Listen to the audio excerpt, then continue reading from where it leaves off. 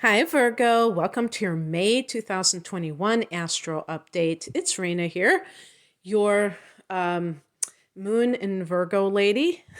I was thinking I want to create another YouTube channel just as a little experiment to see, if I did daily tarot readings. And I'm still planning on doing that. And I was going to call my channel Virgo Moon Lady.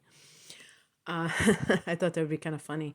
But anyway, the the what's shaking up in May for you is really focused on career, but it may not be in just a very concrete way because there is a Mercury retrograde that is going to be in your career sector, and that could not, I don't want to say throw a monkey wrench into anything, but it could certainly make you think twice about what you're doing. So as the month begins, the sun is in Taurus, which is a fellow earth sign.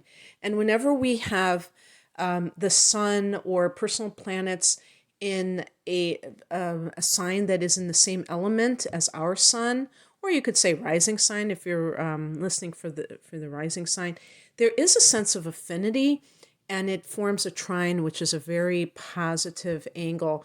I shouldn't use the word positive, but a very easy angle, which can make manifestation greater. It can make, there's less obstructions. Things can flow to you more. Not that you don't have to, you can just sit there and eat bonbons while it's happening, but at least you have a sense that you're not having to slog through things as much. And so in Taurus, what we're talking about is the ninth house. And the ninth house is Sagittarius's house in the universal chart, which is my sun sign. And it's a very positive, expansive place. And so when you have the sun there, you feel like a Sag. You feel like very optimistic, carefree, adventurous. This is the house of long distance travel. So there may be issues related to that are being affected in your life. And actually, you're going to have a new moon in this area on the 11th of the month. So in addition to having Mercury, your ruler, in that house as the month begins, and Venus is also in that house, and Venus is rules Taurus. So that can even be a romance with somebody from another country, another nationality, another race. There can be something to do with languages with Mercury in this house, learning a new language or being able to try it out because you're on a trip. And I think I said this before, at the risk of repeating myself, I really think that when a Virgo goes on a trip, you would rather learn something about your environment. I hear so many people, they talk about cruises and they'd say, oh, I never go on a cruise because I guess you pull into a port or something. I've never been on a cruise, but you might have a day-long excursion, but it might be in a touristy area, and you really don't get a feel for what the people of that country or area are really about. And so a Virgo person is very interested in learning and hearing the languages, in maybe seeing the history of the architecture. So anyway, on the 3rd of the month, Mercury goes into Gemini. So there's your 10th house. And of course, it goes without saying, this is a general reading, which means that all the dates I'm giving you are not going to be like exactly when it happens for some of you because of your degree of sun or rising. But it's in that vicinity, and it's going to happen sooner or later. So it still has a purpose, So Mercury in the 10th can be talking to people in positions of authority. Maybe your looking for work and you need to interview with people, maybe this is your supervisor and you're negotiating something. Actually, Venus goes into this house on the 8th, and that could even be money, you want to raise. But Venus in the 10th house is very good for getting what you want from people who have power over you professionally, authority figures, because Venus can lend charm to you. This is your public arena, the 10th house. It's where you shine and people see you, like your public stage. And you can be seen in a very favorable light, but also to people that are in positions of authority. And that can, work out very well for you, even financially, because wherever Venus goes, there can be money attached to it, or love, love or money. I'll take them both, right? All month long, Mars is in Cancer. And Cancer is a friendly angle to you called a sextile, 60 degrees.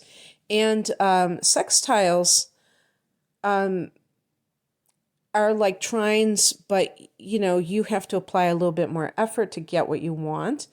And so there's a little bit more intentionality that goes into manifesting with a sextile. But just in general, it's just a compatible energy. And Cancer for you is the 11th house of hopes and wishes and friendships and groups.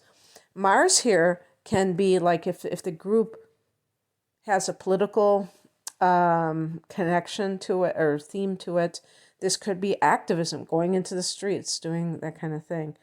Having like that warrior type of energy. It can be fighting with friends, fighting with a group that you belong to too. There can be conflict. So you may not like the direction they're going in. It can be like actively pursuing your hopes and wishes and your long-range goals. Now, there may be some connection with career matters. I mean, this is an area that's getting triggered because Gemini has been seeing eclipses and will in June, and also in this month, opposed by the lunar eclipse in Sagittarius.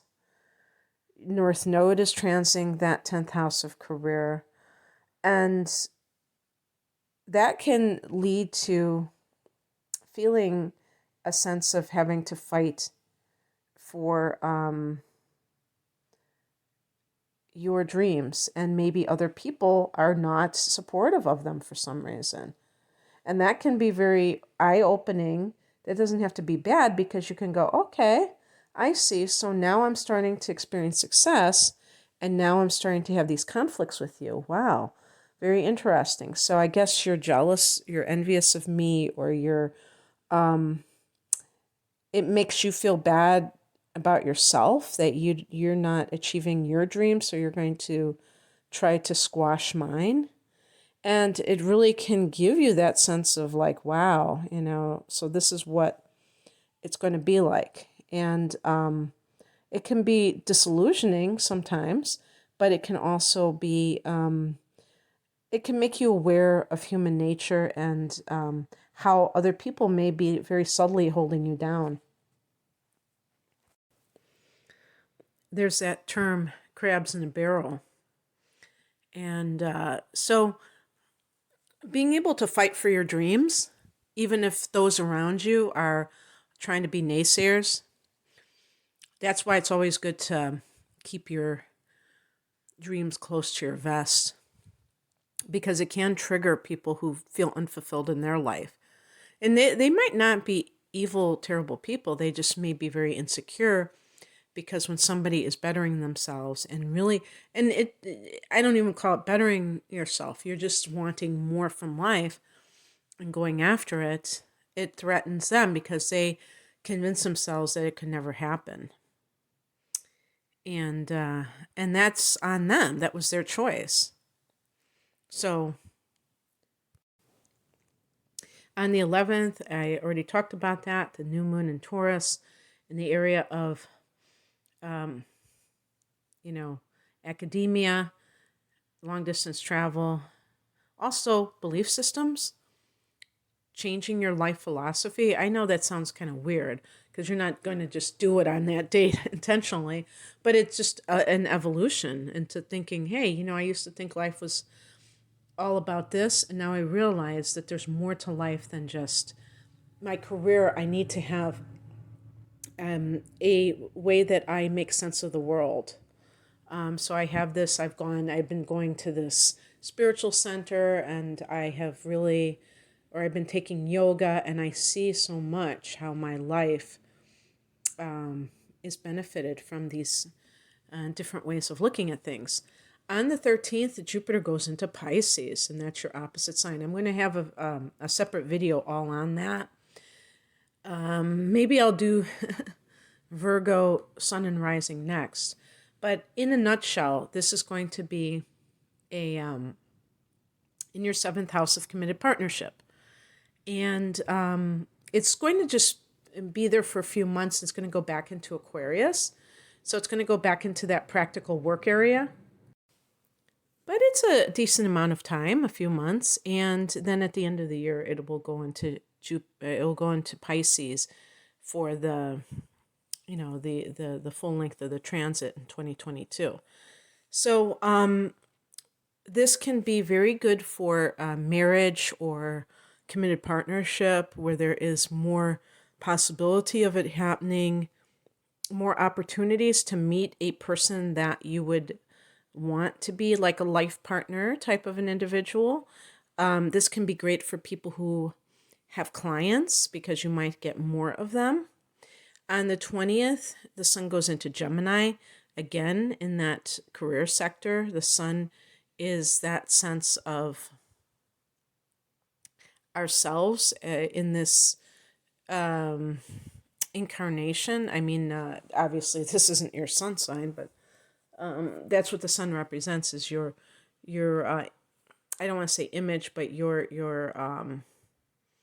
identity in this world and how you shine your light. And, when it goes into Gemini, it goes into that career sector, and that is where your emphasis may be for good reason.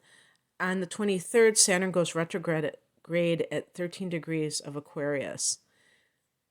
So this is going to be in the 6th house of work. This may be something where you may be retraining, making your skills more, updating your skills, possibly redoing work that wasn't quite right. So you might be in revisionist mode. Things may seem like it's harder to accomplish during this time, but it's because you have to slow down and make sure you get it right. Now, I don't think I have to tell a Virgo person to do that, but whatever. Just saying. And on the 26th, we have a lunar eclipse at 5 degrees of Sag. And here's another mutable sign, but this time it's going in the opposite direction, and it's in the 4th house of home and family. There are going to be a fair number of you where this is going to fall in the 3rd house, because if your rising sign is 6 to 29 degrees, it will actually be in your 3rd house. But I don't like to talk about these things because there could be some variations therein with the unequal house system and all of that jazz. So I'll just say that I'll just pretend everybody is going to be in the 4th house.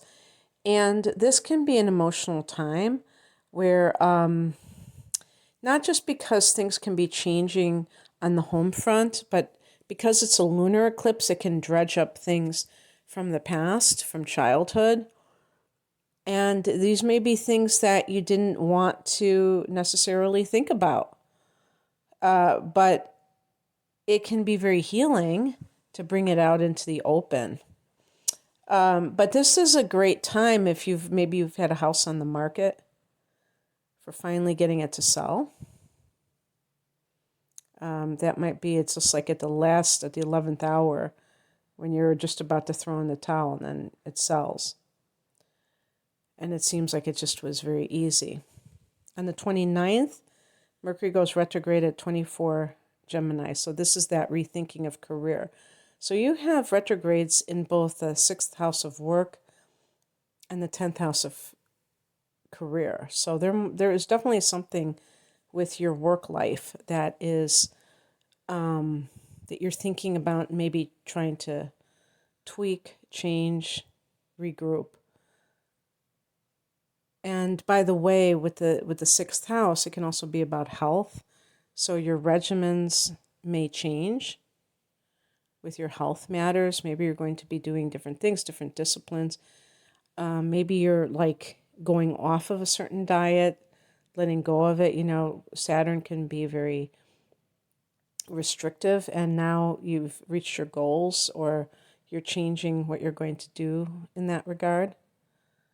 So yeah, that's what I have for you, Virgo. I hope that you enjoyed this. If you'd like a personal reading, the link is below. Take care. Bye.